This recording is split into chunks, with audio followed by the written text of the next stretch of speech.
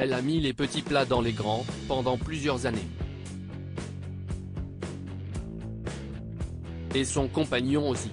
Fut un temps, Patricia Cass était en couple avec Annick Aleno, chef étoilé à 3 reprises par le guide Michelin qui a notamment travaillé au célèbre hôtel Meurice de Paris. S'il a refait sa vie, qu'il a épousé en 2015 la sculptrice Laurence Bonnel et qu'il a eu 2 enfants, le cuisinier a longtemps cru qu'il finirait ses jours auprès de l'interprète de Mon mec à moi.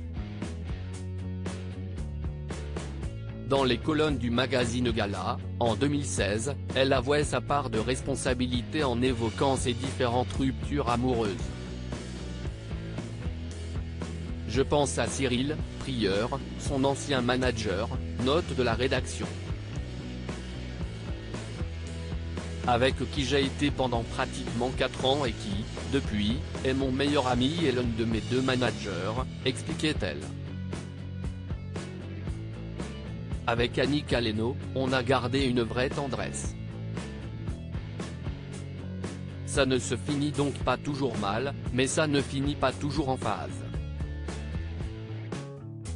Maintenant, je pense que j'y suis pour beaucoup. Pendant toutes ces années, j'avais un problème avec moi-même, alors quand tu ne t'aimes pas, comment peux-tu aimer quelqu'un ? De longues sessions chez le thérapeute l'auront aidé à avoir le recul nécessaire pour analyser et accepter son parcours sentimental. D'autant que celui-ci n'a pas toujours été simple. Il faisait très bien l'amour. Si elle garde un excellent souvenir de Annick Aleno, et des quelques années qu'ils l'ont passées ensemble, Patricia Cass n'hésite pas à casser du sucre sur le dos de ceux qui sont passés après lui.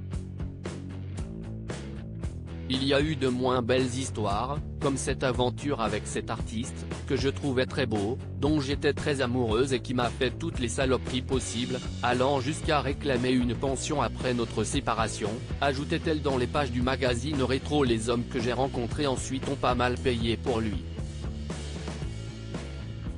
Il y a aussi eu ce milliardaire qui me promettait des merveilles, venait me chercher en jet privé mais qui était quand même très marié. Quest ce que j'ai été bête.